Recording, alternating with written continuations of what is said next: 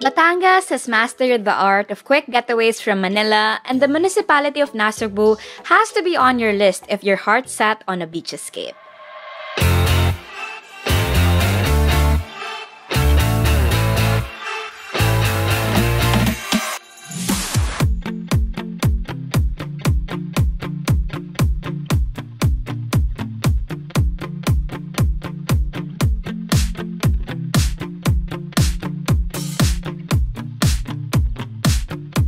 What's up, beach listers? This is Hannah from Philippine Beach List. For more than a decade, our team, together with our partners at The Poor Traveler, have been exploring the Philippines to list out the best that the country has to offer. Breathtaking sights, brag-worthy bites, and of course, beautiful beaches. Nasugbu is a haven for beach lovers. This municipality is vast and cradles numerous beach attractions that would make for a worthwhile trip. In this video, we'll take you to Barangay Calayo and the islands and coves surrounding it. So have your beachwear ready because it's all sun, sand, and sea from this point on. But before we begin, please subscribe to this channel, hit the bell icon beside it, and select all so you won't miss any of our informative travel videos. If you're watching this on Facebook, support us by following this page and sharing this video. And if you want to score discounts off your travel essentials, here are some promo codes to keep in mind.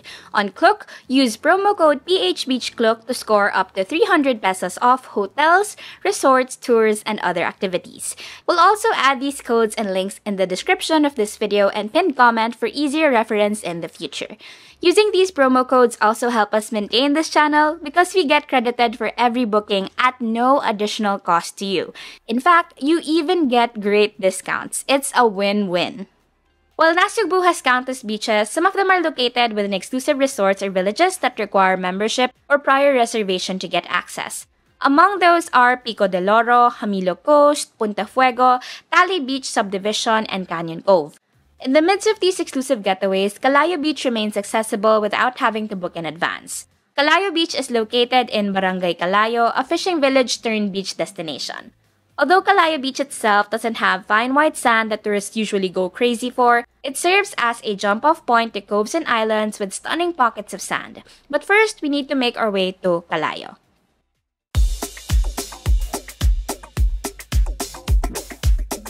There are multiple ways to reach Barangay Calayo in Nasugbu. If you're driving from Manila, one of the options is via Cavitex. This route may not be as popular, but it is among the faster ways to get there. Another option is via SLEX. To help you get there easily, you can use Google Maps or Waze. Just put the name of the resort you're staying at or Calayo Beach as your destination. However, our tip is to download the map offline so you may still be able to get directions even if you lose network connection. And more on losing network connection later into this video. Aside from traveling by car, you can commute to Calayo from Buendia. Board a bus bound for Nasugbu at the DLTB-Co bus terminal in LRT Buendia. The DLTB-Co terminal is located near the LRT-1 Hill Puyat station at the corner of Buendia or Hill Puyat Avenue and Taft Avenue. Alight at Nasugbu bus terminal. Travel time is 2 to 3 hours depending on the traffic conditions. Fare will be around 240 pesos from this terminal. Ride a tricycle to Barangay Calayo. From Nasugbu bus terminal or town proper, take a tricycle to Barangay Calayo. Expect the fare to be a bit expensive because this is a long tricycle ride. Travel time takes around 30 to 45 minutes and fare will be around 400 to 500 pesos per tricycle. You can also commute to Barangay Calayo from PTEX. Get on a bus bound for Nasugbu via Caybiang Tunnel at Parañaque Integrated Terminal Exchange or PTEX. Get off at Barangay Looc Court. Ride the tricycle to Calayo. This will be a much shorter ride compared to taking a tricycle from the town proper. Travel time is around 10 minutes and fare goes for around 100 pesos, good for up to 3 people.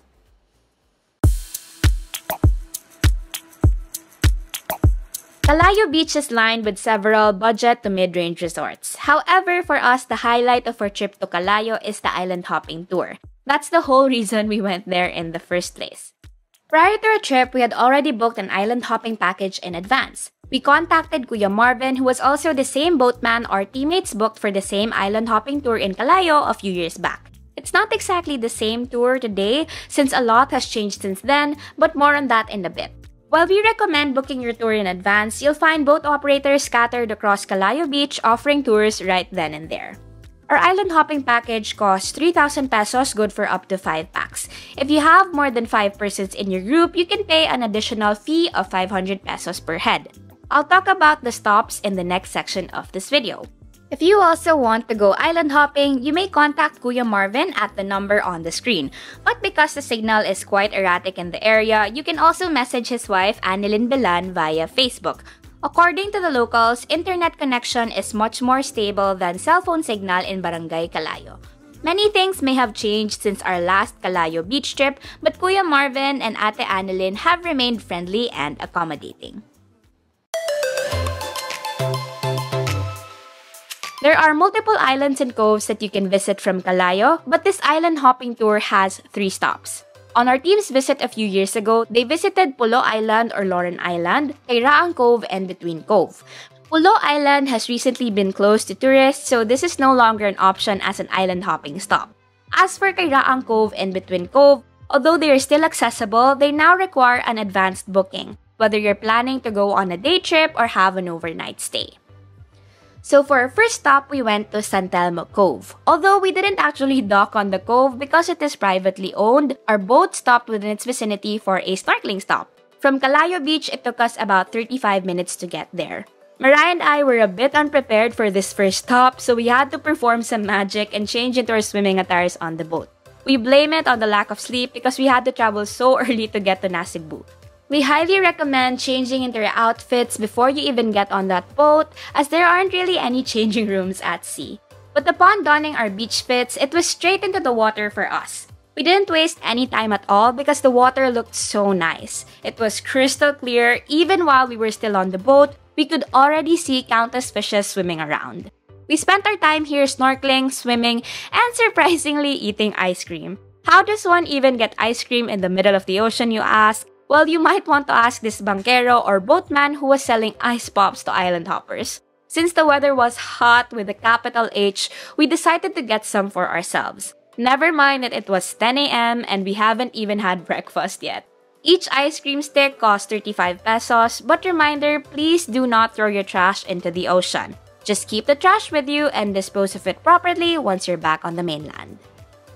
After enjoying a cold treat, we returned to the boat and went to our next stop, Taytayin Cove. Similar to San Telmo Cove, our boat didn't dock on the actual cove either. Instead, we stopped at Barracuda Cave for cliff jumping. This was the highlight of our island hopping trip because Asta, Mariah, and I are thrill seekers at heart. We all took the chance to jump from the highest jumping point here. To be honest, it doesn't look that high, but once you're up there, looking down can still make your knees shake. But of course, that didn't stop us from jumping off the cliff into the water. We enjoyed it so much, we would have gone for another jump if we had more time. Our next stop, which is also the last for this island hopping tour, is Kairaang Cove Sandbar. It took us around 30 to 40 minutes to get here from Taytayin Cove. Like many of the beaches and coves here in Nasugbu, Kairaang is also a private property. Boatmen are also not allowed to dock on the beach here, but they are allowed to bring tourists as long as they only stay in the water. There's also a sandbar which is small but is still a great spot to take a photo. Staying in the water is also not a problem even if you're not a swimmer because the water here is very shallow. You can even just sit there and chill while appreciating the beauty of this cove. Although this is not included in our island hopping itinerary, we still want to include it in this video. Located in Barangay Papaya, a neighboring barangay of Calayo, Layag-Layag Beach is a known camping site here in Nasugbu. You can technically visit this on the same island hopping tour, but a prior reservation is required.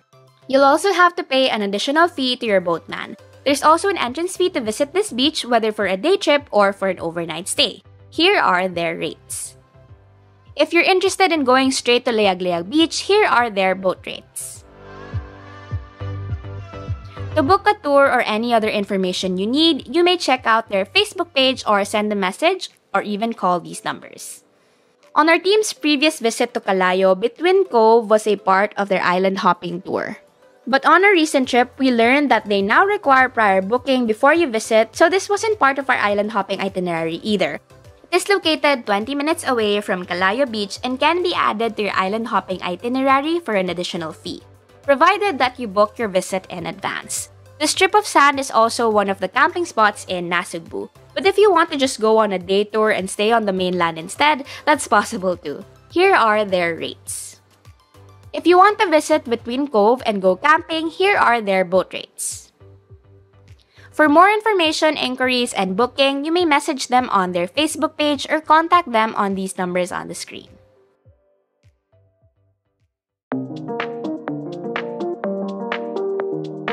There are several resorts that you can book in Barangay Calayo. During our trip, we stayed at Calayo Beach Resort and we booked a bamboo house which can accommodate 6 people. It has 2 bedrooms and a loft and a spacious dining area with a kitchen, so it's great for big groups. You can book Calayo Beach Resort via Agoda or Booking.com. Alternatively, you can also book accommodation in other areas of Nasugbu. Among the most popular hotels here are Pico Sands Hotel and Canyon Cove Hotel and Spa. You can book them through different booking platforms including Klook. And if you book via Klook, you can use our promo code PHBeachKlook for up to 5% off. If you want to see more hotel options in Nasugbu and more details about each one, you may also check our best resorts and hotels in Nasugbu article on our website. To make things easier for you, links to all of these hotels as well as to this article can be found in the description of this video or the pinned comment.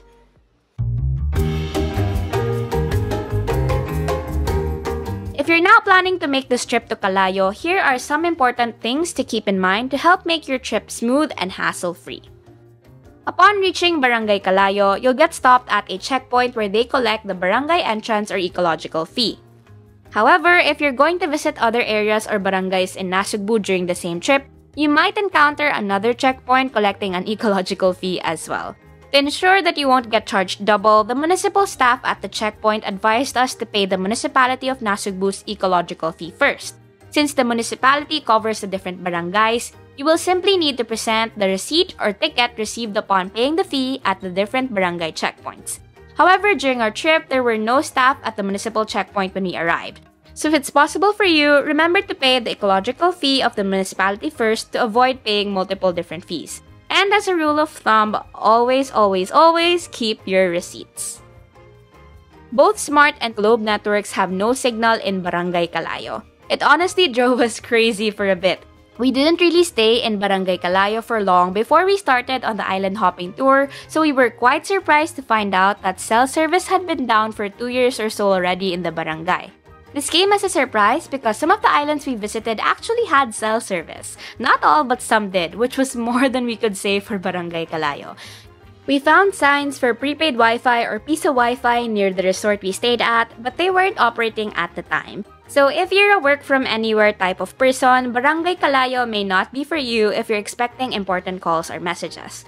But if peace and quiet is what you're looking for, this might just be the beachy, off-grid getaway you've been wanting for months now. We took this as a sign to disconnect, to reconnect with each other, and just enjoy the lack of notifications. That's it for this video. If you have questions about traveling to Calayo, Nasugbu, or Batangas in general, leave a comment below. If you have suggestions on which destinations we should visit next, let us know too. You can also reach us through our social media pages. Just look up Philippine Beach List on Facebook, TikTok, and Instagram. If you want to see more travel guides like this and everything you need to know about traveling around the country, make sure to subscribe to this channel and hit that bell icon so you get notified when we have new videos.